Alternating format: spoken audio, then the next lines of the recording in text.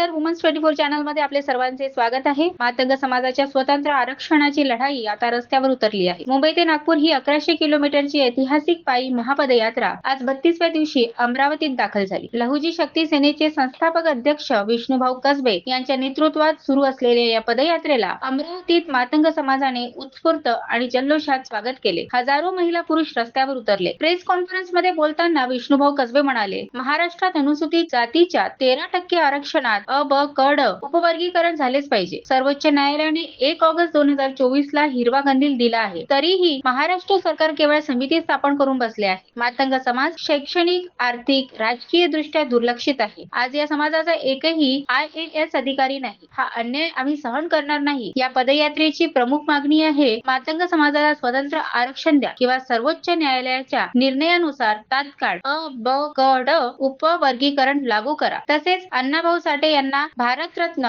लहुजी वस्ताद साळवे यांच्या नावाने राष्ट्रीय खेळ पुरस्कार, मातंग समाजासाठी स्वतंत्र घरकुल योजना, अत्याचाराविरोधात कठोर कारवाई अशा 10हून अधिक मागण्यांसाठी ही लढाई सुरू आहे. ही पदयात्रा 14 जिल्ह्यातून जात असून येत्या 12 डिसेंबरला हजारो अनुयायांसह नागपूरच्या हिवाळी अधिवेशनावर धडकणार आहे. अमरावतीत आज कैलास खंदारे, नितीन वायदंडे, नितीन दोडके, अनिकेत हजारे यांच्यासह हजारो कार्यकर्ते सहभागी झाले. मातंग समाजाचा हा एकजूट आणि संताप महाराष्ट्र शासनापर्यंत पोहोचला पाहिजे, हीच या महापदयात्रेची भावना आहे. दिनांक 2 नोव्हेंबर रोजी चेंबूर मधून नगर या ठिकाणी साहित्यरत्न अण्णाभाऊंच्या पुतळ्याला पुष्पहार अर्पण करून सुरू झालेली आरक्षण क्रांती महापदयात्रा येत्या 12 डिसेंबरला नागपूरच्या यशवंत स्टेडियम या ठिकाणी दुपारी 12 वाजता पोहोचणार आहे. त्यानंतर दुपारी 1 वाजता या पदयात्रेचा महामोर्चामध्ये रूपांतर होऊन तो महामोर्चा विधानभवनाकडे सायंकाळी 4 वाजेपर्यंत त्या ठिकाणी पोहोचणार आहे. या महापदयात्रेच्या माध्यमातून 7वी पदयात्रा होत आहे. या पदयात्रेच्या माध्यमातून सरकारकडे तुमची मागणी आहे की जे 1 ऑगस्ट 2024 ला सर्वोच्च न्यायालयाने या ठिकाणी जो एकत्रित आरक्षणाच्या वर्गीकरणासंदर्भात निर्णय दिला, या निर्णयानंतर या देशातल्या अनेक राज्यांमध्ये त्याची प्रक्रिया सुरू झाली. 5 राज्यांनी याची अंमलबजावणी सुरू केली. मात्र दुर्दैवाने ज्या महाराष्ट्राला आम्ही पुरोगामी राज्य म्हणतो, ज्या महाराष्ट्राला आम्ही पुरेशा व आंबेडकरांचं राज्य म्हणतो, ज्या महाराष्ट्राला आम्ही साधू संतांची भूमी म्हणतो, तो महाराष्ट्रामध्ये हा 15 महिन्याचा कालावधी या शोषित पीडितांना न्याय देण्यासाठी का लागतो, हा प्रश्न घेऊन त्या ठिकाणी या अधिवेशनावरती लहुजी शक्ती सेनेचा महामोर्चा महापदयात्रा सुरू झालेली आहे.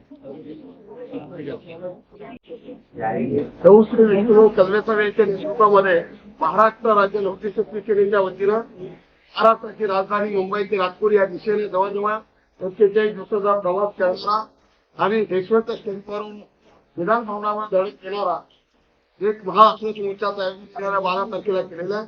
अनुसूचित जाती आरक्षण वर्गीकरणाचा तात्काळ प्रश्न मार्गी लागावा यासाठी आरक्षण क्रांती महापदयात्रा आज मार्गी क्रमांक अमरावती शहरात आपल्या माध्यमातून मी सरकारला इशारामध्ये विनंती करतोय, या वर्षाच्या 12 महिन्याच्या 12 तारखेला 12 वाजता हा मोर्चा निघणार आहे. जर अनुसूचित जाती आरक्षण वर्गीकरणाच्या प्रश्नात आपण सकारात्मक निर्णय घेतला नाही, 1 ऑगस्ट 2024 ला जो या देशाच्या सर्वोच्च न्यायालयाने निकाल दिला, तुम्ही न्यायमूर्ती आनंद बजाज समिती या ठिकाणी नेमली, 3 वेळा त्याला मुदतवाढ दिली. जर तात्काळ हा निर्णय झाला नाही तर आमच्या आरक्षण वर्गीकरणाच्या आड येणाऱ्यांना हा मार्ग त्याला अन्वय केल्याशिवाय राहणार नाही, असा लहुजी शक्ती सेनेच्या वतीने सध्या जमवादा इशारा या ठिकाणी देतोय. क्रांतिकारी संग्राम गेलो. वुमन्स 24 न्यूज मातंग समाजाच्या न्याय लढ्याला सलाम करतो. धन्यवाद.